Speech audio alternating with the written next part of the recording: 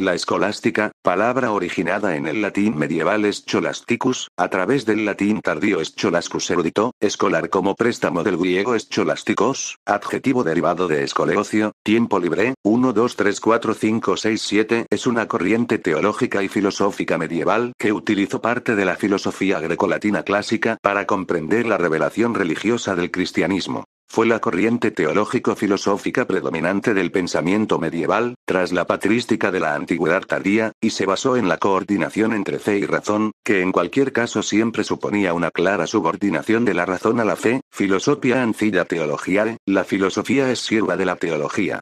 José Ferrater Mora señala que hoy día se tiende a rechazar esta concepción o a no insistir demasiado en ella. La escolástica no es continuación de la patrística desde el solo punto de vista religioso. La misma elaboración filosófica a la cual va a hallarse sometida la verdad religiosa, no es, a su vez, más que la prolongación de un esfuerzo que se une con la filosofía griega y llena los siglos precedentes. 8. El surgimiento de la escolástica estuvo estrechamente asociado con estas escuelas que florecieron en Italia, Francia, España e Inglaterra. Predominó en las escuelas catedralicias y en los estudios generales que dieron lugar a las universidades medievales europeas, en especial entre mediados del siglo XI y mediados del XV.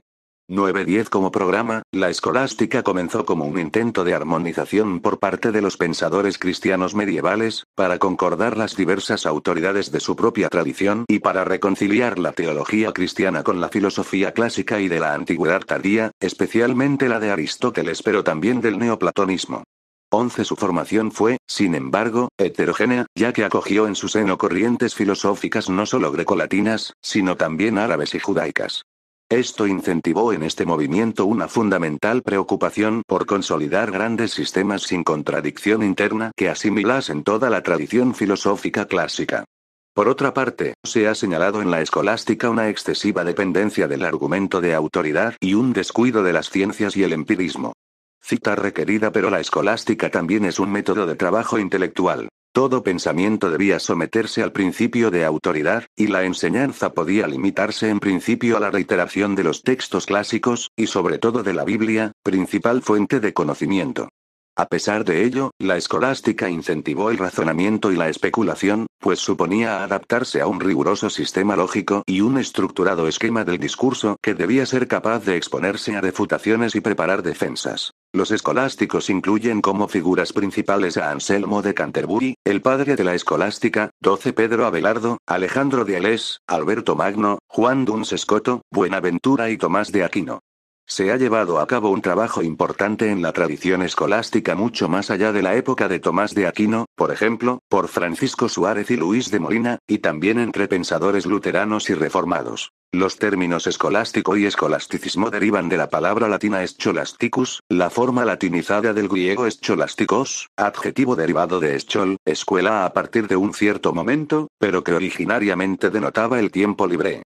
1 2 3 4 5 Scholasticus significa perteneciente o relativo a las escuelas.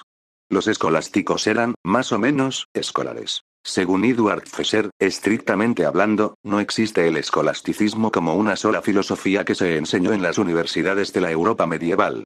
El término escolasticismo fue adoptado más tarde por neoescolásticos autodenominados de finales del siglo XIX y principios del XX. Fesser sostiene que se puede hablar de un neoescolasticismo que intenta revivir el neoescolasticismo. 13 Ideológicamente la escolástica evolucionó en 3 fases, a partir de la inicial identificación entre razón y fe, ya que para los religiosos el mismo Dios es la fuente de ambos tipos de conocimiento y la verdad es uno de sus principales atributos, de forma que Dios no podía contradecirse en estos dos caminos a la verdad y, en última instancia, si había algún conflicto, la fe debía prevalecer siempre sobre la razón, así como la teología sobre la filosofía. De ahí se pasó a una segunda fase en que existía la conciencia de que la razón y la fe tenían solo una zona en común. Por último, ya a fines del siglo XIII y comienzos del siglo XIV, en una tercera fase, la separación y divorcio entre razón y fe fueron mayores, así como entre filosofía y teología. Cronológicamente pueden distinguirse fundamentalmente 3 épocas. Desde el comienzo del siglo IX al fin del siglo XII la escolástica está marcada por la polémica cuestión de los universales, que opone a los realistas encabezados por Guillermo de Champeux, a los nominalistas representados por Roscelino y a los conceptualistas guiados por Pedro Abelardo. Del siglo XII al fin del siglo XIII tiene lugar la entrada de Aristóteles, primero indirectamente a través de los filósofos judíos y árabes, especialmente Averroes, pero enseguida directamente traducido del griego al latín por Alberto Magno y por Guillermo de Moerbeke, secretario de Tomás de Aquino. Se distingue la filosofía de la teología. La tercera abarca todo el siglo XIV. Guillermo de Ockham se decanta por los nominalistas y se opone al tomismo, separando y divorciando la filosofía de la teología, filosofía y cristianismo. Editar. Los fundamentos de la escolástica cristiana fueron establecidos por Boecio a través de sus ensayos lógicos y teológicos, 14 y los precursores posteriores, y luego compañeros, de la escolástica fueron la filosofía judía e islámica. Uno de los primeros puntos que deben tenerse en cuenta es la influencia que filósofos como Aristóteles y Platón han tenido en la formación de las ideas fundamentales del cristianismo, tanto en el pensamiento desarrollado durante los primeros siglos de esta era por los padres de la Iglesia, como en el apogeo de su filosofía con la escolástica, en el período comprendido entre los siglos XI y XIII. 15. Desde sus comienzos, el cristianismo ha visto a la filosofía como un medio propicio para entender y profundizar el misterio revelado por la fe. Todas aquellas verdades que podemos conocer a través de nuestras experiencias deben ser alcanzadas mediante el recto uso de la razón, pero respecto de aquellas que nos han sido reveladas, esta debe ir detrás de la fe, la filosofía debe ponerse al servicio de la teología. Sin duda, todas estas cuestiones se mantienen en la filosofía cristiana hasta nuestros días, y es quizás esta una prueba histórica de que la pretensión de verdad de la religión cristiana no es extraña a la razón del hombre, sino que, por el contrario, ella revela su origen más profundo. Cita requerida. La preescolástica parte de los orígenes patrísticos y de la herencia clásica. Se caracterizó por momentos de gran decadencia moral y cultural debido a la ausencia del poder y autoridad de unidad administrativa, que quedó en pueblos bárbaros.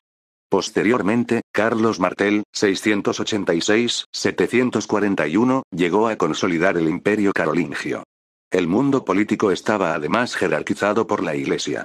16. En tal virtud, en el Renacimiento carolingio se empezó a designar con el nombre de escolástico a todo el que libre de oficios serviles, consagraba sus ocios al estudio y después de que Carlomagno, 768-814, hizo del officium scholasticum llámese scholasticum a todo el que regentaba una cátedra en las escuelas y universidades de la Edad Media.